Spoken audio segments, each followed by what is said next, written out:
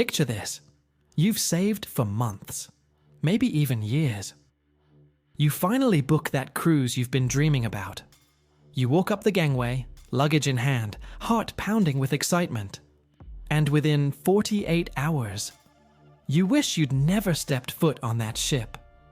The cabin smells like mildew. The pool is the size of a bathtub. The food tastes like it was reheated 3 times. And everywhere you look, you see rust, peeling paint, and passengers wearing the same disappointed expression you are. That's not a nightmare. That's a real experience reported by hundreds of passengers on the ships I'm about to show you. Today, I'm counting down the 5 worst-rated cruise ships still sailing right now. And I promise, by the time we get to number 1, you'll understand exactly why I would never, under any circumstances, book a single night on that vessel. Now let me be upfront with you. This isn't about bashing cruise lines for fun. I love cruising. I've spent more time on ships than most people spend at their office. But that's exactly why I take this seriously. Because when a cruise ship consistently disappoints passengers, when the same complaints show up in review after review after review, that's not bad luck. That's a pattern. And you deserve to know about it before you hand over your hard-earned money.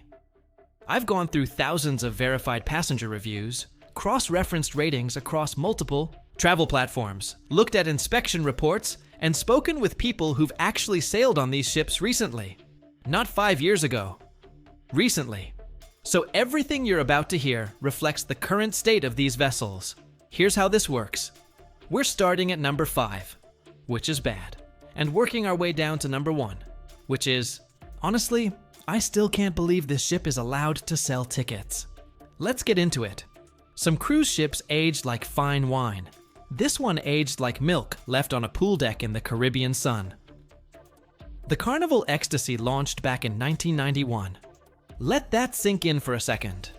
This ship has been sailing for over 3 decades, and while Carnival has made some efforts to update her over the years, passengers consistently report that those updates feel like putting lipstick on a ship that desperately needed a complete overhaul.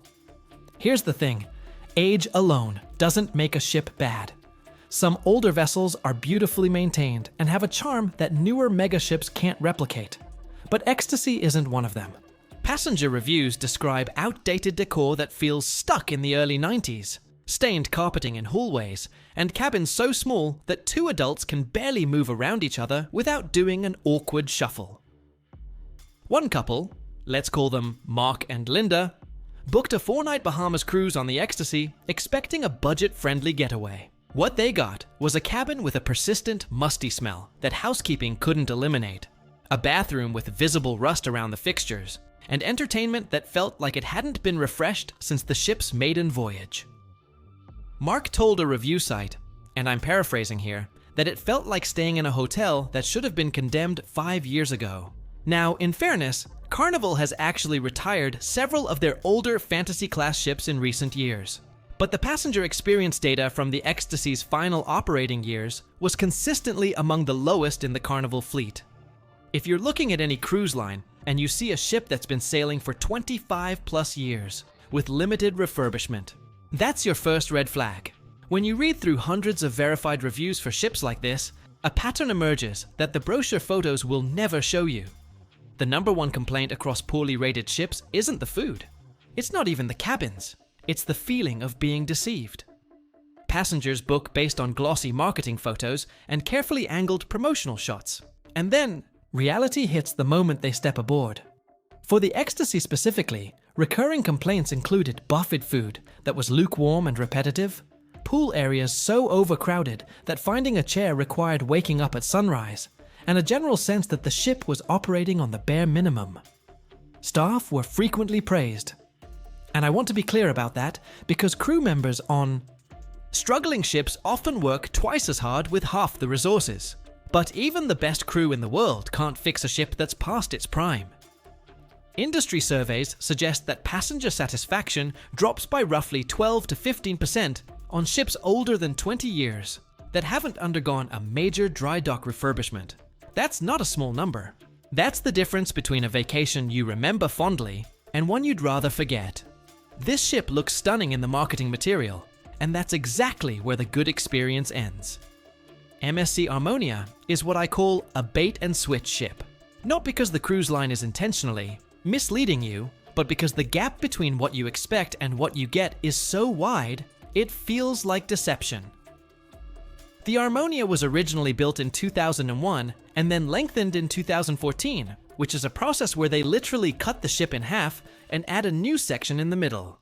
In theory, this should have revitalized her. In practice, many passengers report that it created a strange Frankenstein effect. The new section doesn't quite match the old section.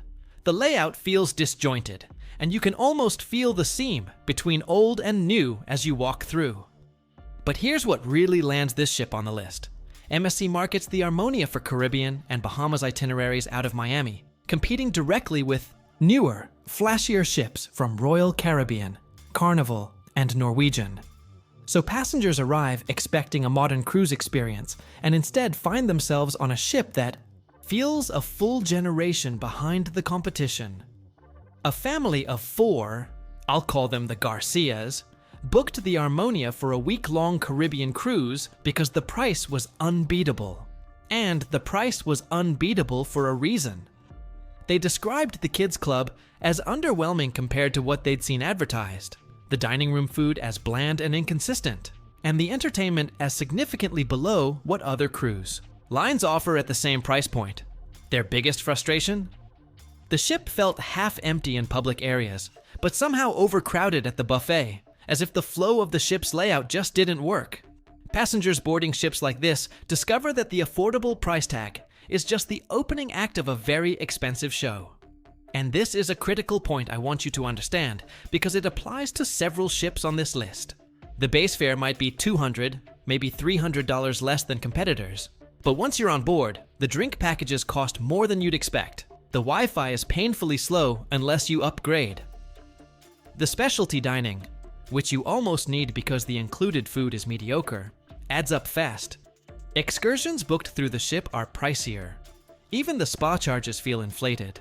One financial breakdown posted by a passenger showed that their budget 7-night cruise on a poorly rated ship ended up costing nearly the same as what a mid-tier ship from a competitor would have cost, with a much better base experience included. They calculated an extra $100 in onboard spending that they hadn't planned for, simply because the included amenities were so underwhelming that paying for upgrades felt necessary just to have a decent time. This is why I always tell people, the cheapest cruise is rarely the cheapest vacation. Look at what's included. Look at what the reviews say about the base experience. Because if you have to pay extra for everything just to enjoy yourself, you didn't save money. You just deferred the cost. There's a difference between classic and neglected, and this ship crossed that line about 5 refurbishments ago. The Costa Magica, operated by Costa Cruises, a Carnival Corporation brand primarily serving the European market, is a ship that divides opinion. But increasingly, it divides opinion between disappointing and terrible. Launched in 2004, the Magica was designed with an Italian flair, bold colors, marble-inspired interiors, and a Mediterranean ambiance. 20 years later, that ambience reads less as elegant and more as dated. Passengers consistently describe interiors that look tired, furnishings that feel worn, and an overall atmosphere that suggests the ship hasn't received the love it needs.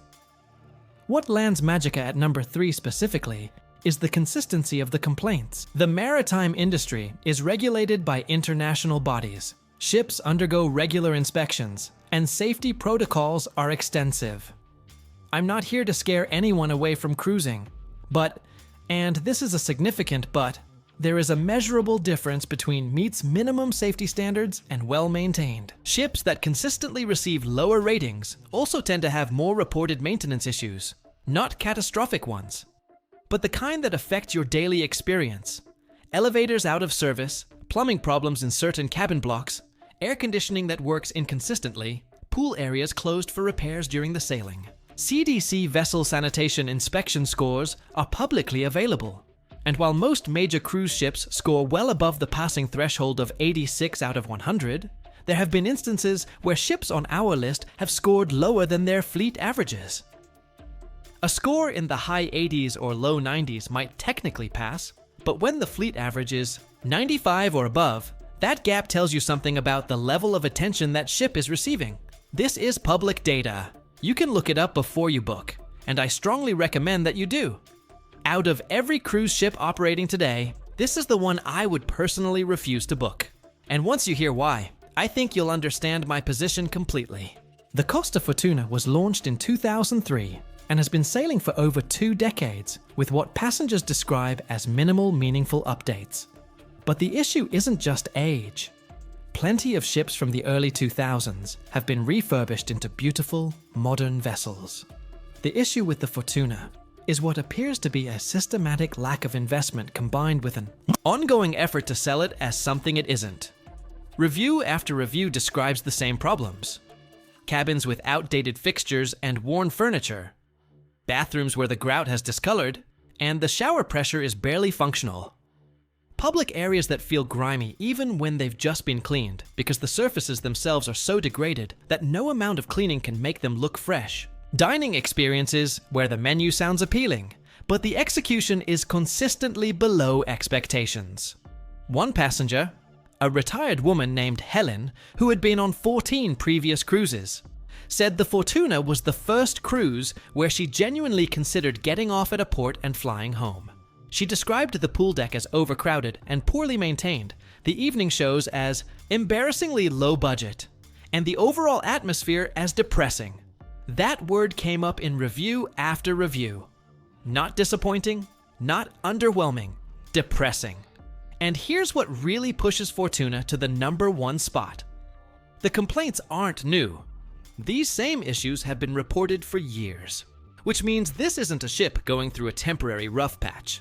This is a ship that has been allowed to decline consistently, and the cruise line has made a calculated decision that the cost of proper renovation isn't worth the investment. Here's the frustrating part.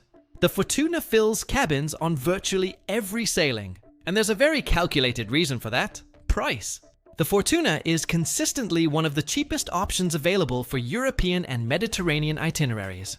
And for first-time cruisers, people who have never been on a ship before and don't have a frame of reference, a low price tag is incredibly appealing.